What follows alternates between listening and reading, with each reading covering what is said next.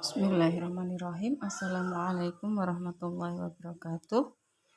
Bertemu kembali dengan Ustazah Eva. Ya, hari ini kita akan belajar bahasa Indonesia. Tapi sebelumnya marilah kita mulai pembelajaran kita dengan membaca basmalah terlebih dahulu. Bismillahirrahmanirrahim. Ya, pada pembelajaran hari ini kita akan belajar tentang menentukan isi teks bacaan, ya. Tujuan pembelajaran kita adalah dapat menentukan isi teks bacaan dengan tepat.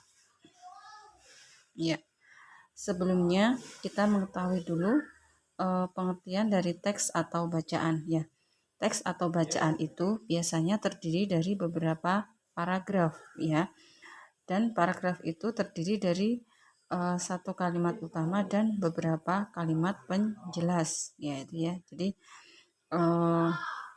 bacaan itu terdiri dari beberapa paragraf dan paragraf itu biasanya dalam satu paragraf itu ada satu kalimat yang namanya kalimat utama dan beberapa kalimat penjelas, ya.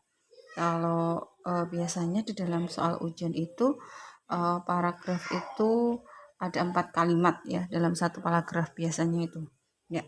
Kalimat utama adalah kalimat yang memuat ide pokok dalam satu paragraf tersebut, ya. Jadi satu paragraf itu biasanya ada satu kalimat utama dan ide pokok itu berada di dalam kalimat utama tersebut, ya.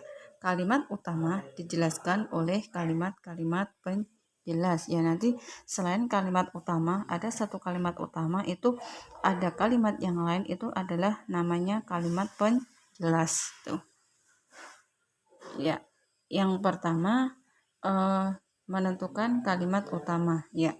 Dalam menentukan kalimat utama, ya, ada langkah-langkah yang harus kita perhatikan, ya. Yang pertama yaitu membaca dengan cermat kalimat-kalimat yang berada di dalam paragraf, ya. Intinya baca dengan cermat dulu, kalimat-kalimatnya dibaca, ya. Setelah itu baca kembali kalimat yang pertama dan kalimat yang terakhir di dalam paragraf, ya. Intinya dari awal sampai akhir itu dibaca.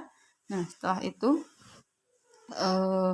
tentukan ide pokok di antara kalimat-kalimat tersebut. Nah, kalau sudah ketemu ide pokoknya dalam kalimat tersebut, nah berarti nanti sudah ketemu kalimat utamanya, ya, seperti itu. Karena ide pokok itu biasanya berada di dalam kalimat utama, ya. Ya, yang kedua menentukan kalimat penjelas, ya.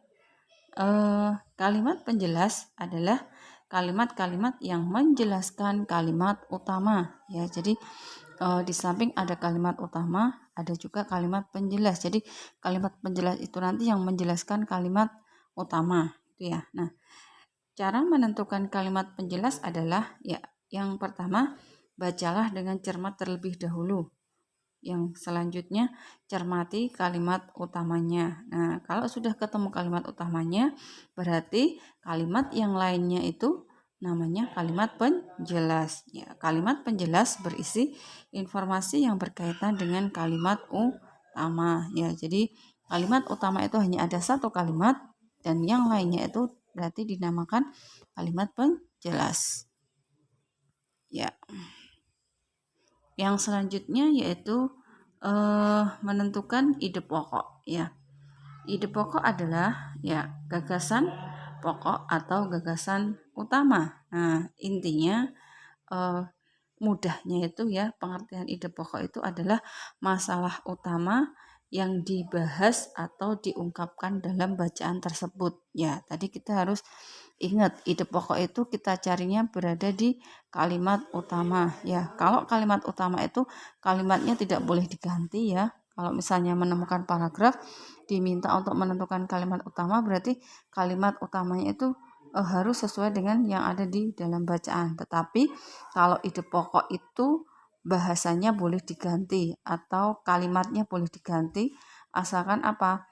Temanya tidak, misalkan dia membahas tentang apa seperti itu. Nah, boleh diubah menjadi kalimat yang lain asal tidak merubah artinya seperti itu ya. Jadi ide pokok itu begitu. Ya, ini ada satu contoh soal ya. Ini soal ini sebenarnya eh, jadi satu paragraf ya, ada 4 kalimat, tetapi ini Ustazah tuliskan satu kalimat satu nomor nanti biar lebih jelas begitu ya dalam contohnya, dalam mengerjakannya. Nah, kalimat yang pertama, aneka tumbuhan yang hidup di Indonesia dimanfaatkan oleh masyarakat. Yang kedua, jenis pemanfaatannya dilakukan dalam bentuk kegiatan pertanian dan perkebunan. Tumbuhan yang dibudidayakan di sektor pertanian diantaranya kedelai, ketela, jagung, dan padi. Yang keempat, sementara itu, tumbuhan yang dibudidayakan di sektor perkebunan antara lain tebu, teh, kopi, dan jati. Yaitu contoh soal satu paragraf terdiri dari 4 kalimat. Ya, ide pokok pada paragraf di atas adalah kita cari ide pokoknya ya. Tadi kita sudah membaca ya, ada satu paragraf yang terdiri dari 4 kalimat. Ya, ide pokoknya yang sesuai adalah berdasarkan kalimat utamanya, yaitu adalah pemanfaatan tumbuhan oleh masyarakat ya. Jadi yang berada di kalimat pertama itu kalimat utama. Nah, kita cari ide pokoknya di situ. Tadi kalimat utamanya tadi bacaannya adalah aneka tumbuhan yang hidup di Indonesia dimanfaatkan oleh masyarakat ya. Jadi masyarakat memanfaatkan tumbuhan atau pemanfaatan tumbuhan oleh masyarakat itu boleh ya. Jadi tema atau pembahasannya adalah tentang masyarakat yang memanfaatkan tumbuhan yang ada begitu ya. Ya itu. Terus kalimat utama pada paragraf di atas terletak pada kalimat kalimat yang pertama ya, yang tadi bacaannya adalah aneka tumbuhan yang hidup di Indonesia dimanfaatkan oleh masyarakat. Ya, demikian dari Ustazah. Silahkan dipelajari baik-baik. Jika ada yang belum paham bisa ditanyakan melalui WA. Seperti itu. Kurang lebihnya mohon maaf. Semoga bermanfaat.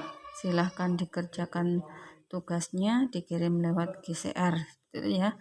Terima kasih. Wassalamualaikum warahmatullahi wabarakatuh.